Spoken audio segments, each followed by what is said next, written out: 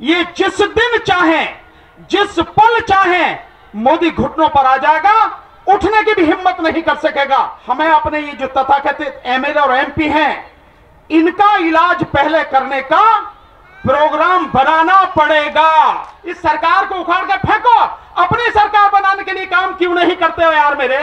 2024 के लोकसभा चुनाव को लेकर रणनीति नहीं बनाई, उस पर काम नहीं किया, तो उसके बाद तुम्हें कुछ करने के लिए बचेगा भी नहीं। क्योंकि संविधान की जो प्रस्तावना है, अगर आप उसमें देखते हैं तो शुरू में सबसे पहले यही कहा गया है, सामाजिक, आर्थिक और राजनीतिक न्याय।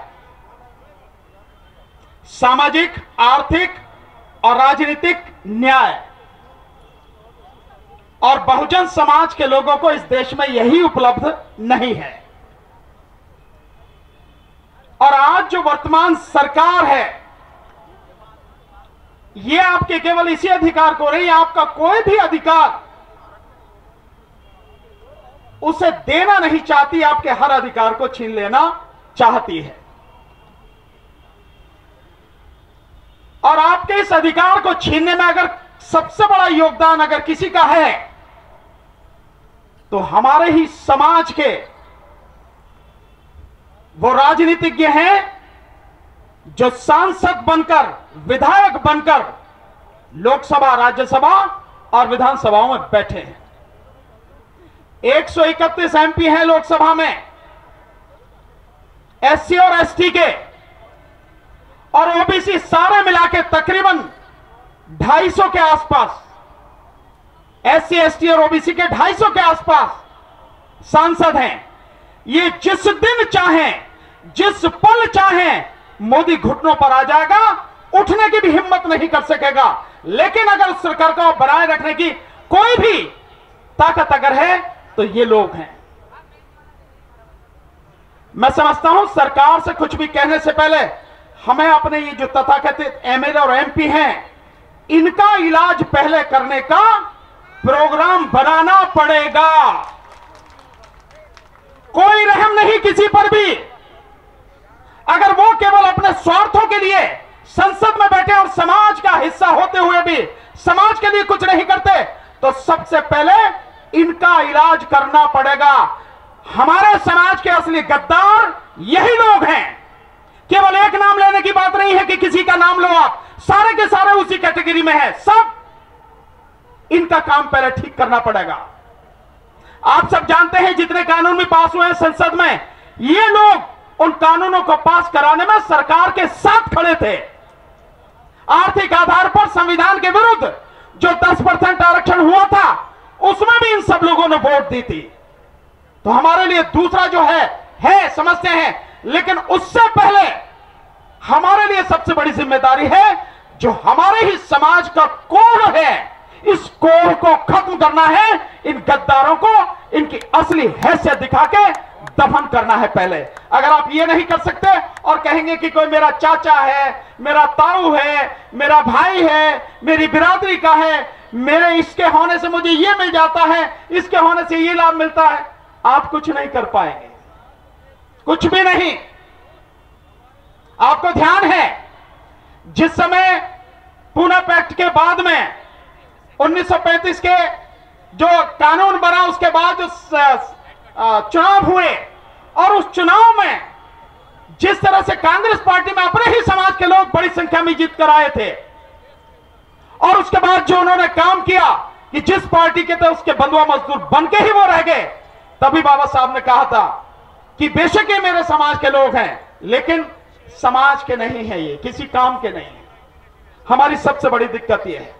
दूसरी बात साथियों, आपके जितने भी मुद्दे हैं, ये प्रोग्राम जो भी साथी ऑर्गेनाइज कर रहे हैं, उन्होंने जितने भी मुद्दे रखे हैं, हकीकत में वो मुद्दे हम सबके जुड़े हुए मुद्दे हैं। मैं उन सब मुद्दों से सहमत हूं।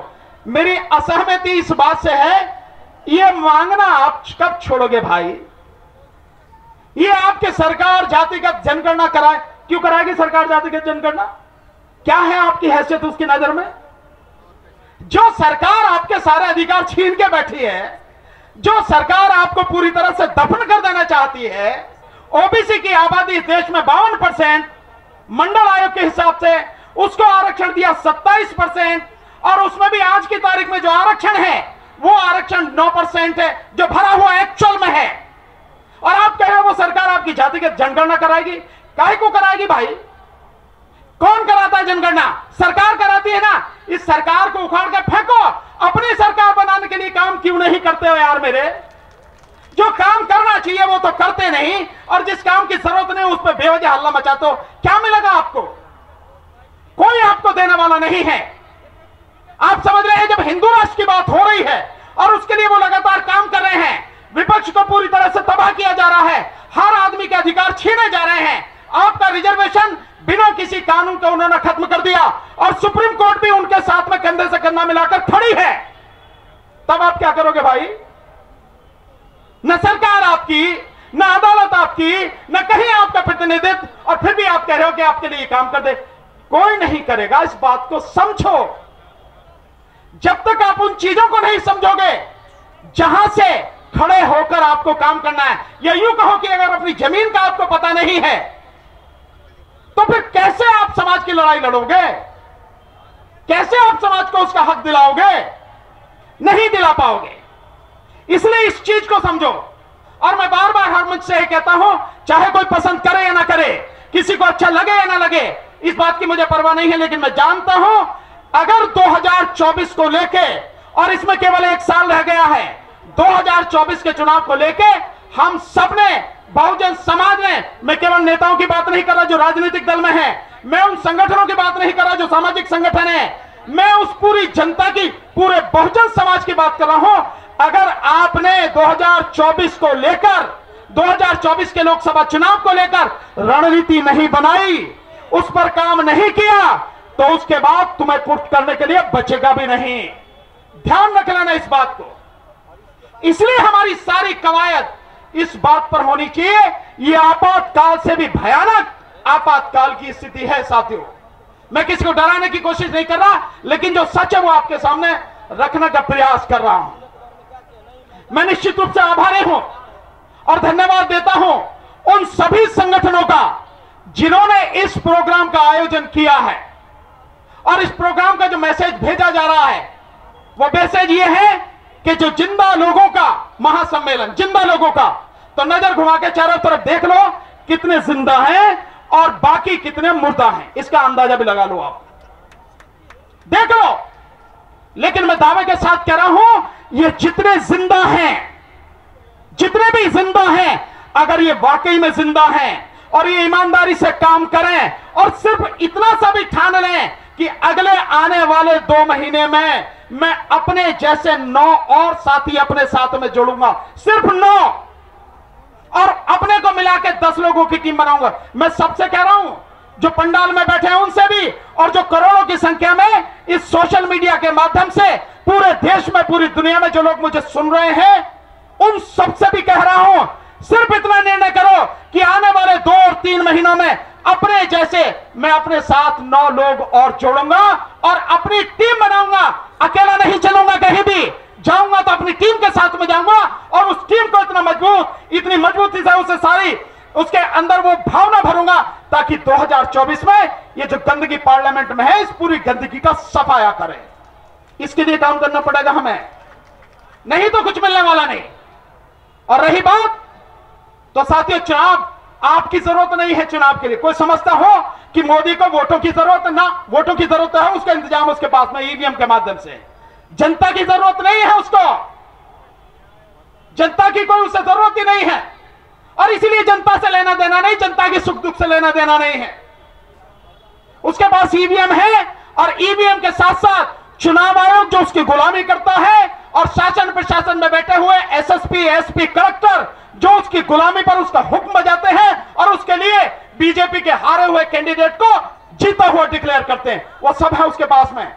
आपके पास में क्या, आप क्या कर रहे हो? आपको करने की जरूरत है, आपको समझने की जरूरत है। ये चाहे फौज भी लगा दी जाए, उस सब के बावजूद भी तुम्हारी वोट तुमने जिस कैंडिडेट को दी है, जिस पार्टी को दी है, 2024 के चुनाव में उसी के खाते में गिनी जाए, इसका इंतजाम भी आप ही को करना है, कोई और करेगा उस भरोसे मत रहना। अगर रहोगे सब कुछ लुट जाएगा। समय कम है और भी साथियों को बोलना है, और मैं तो आपके सामने बोलता ही रहता हूं और केवल बोल नहीं रहा, हम जमीन पर काम कर रहे हैं। आजकल में हमने दिल्ली को टारगेट किया। इस मंच से मैं साथियों से अनुमति लेते हुए